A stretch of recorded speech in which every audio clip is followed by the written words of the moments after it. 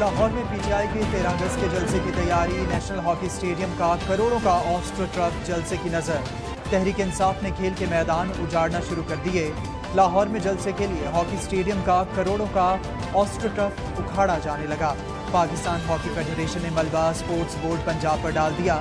ذرائع کے مطابق نیشنل ہاکی اسٹیڈیم میں لگا آسٹرو ٹرف کو سرگودا میں منتقل کیا جائے گا، ضائع نہیں ہوگا۔ اگر ایک ملک کی سب سے بڑی جماعت کو اگر آپ اس کی فوج کے سامنے کھڑا کر دیں اور ان کے اندر اختلافات پیدا کر دیں، اس سے زیادہ ملک کو نقصان کوئی چیز نہیں پہنچا سکتی۔ یہ ایک پلان کر کے کیا جا رہا ہے۔ فورن فنڈنگ کیس کے اندر کچھ بھی نہیں ہے۔ یہ صرف یہ کہنے کی کوشش کر رہے ہیں کہ بیرونی ملک پاکستانی جب وہ پیسہ بھیجتے ہیں تو فورن فنڈنگ۔ خطرناک سازش ہے کہ ملک کی بڑی جماعت کو فوج کے ساتھ لڑایا جائے۔ انہوں نے ہماری پارٹی توڑنے کا پلان بنایا ہوا ہے۔ فورن فنڈنگ کیس میں کچھ بھی نہیں، توشخانہ کیس سے نااہل کرانے کی کوشش کی جا رہی ہے۔ یہ الیکشن میں ہرا نہیں سکتے، اب تکنیکی بنیادوں پر ایسا کرنا چاہتے ہیں۔ شہباز گل کو صفائی کا موقع ملنا چاہیے۔ یہ محب وطن اور ہم غدار کیسے بن گئے؟ Chairman P T I Imran Khan کی نیوز کانفرنس۔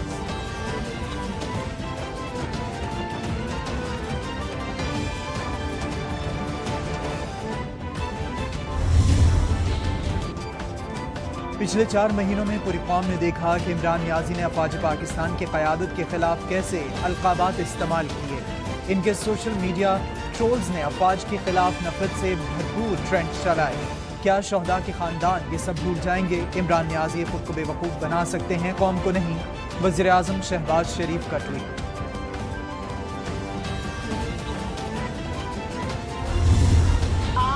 اپنی پارٹی کے سوشل میڈیا کے ٹرولز کے ذریعے شہداء، جن پہ ہماری جان بھی قربان، جو اس وطن کے لیے اپنی جانیں نوش فرماتے ہیں، شہید ہوتے ہیں، آپ کے حکم کے اوپر، آپ کے اکسانے کے اوپر آپ نے ان کو انسائٹ کیا اور انہوں نے شہداء کے خلاف پوری مہم چلائی۔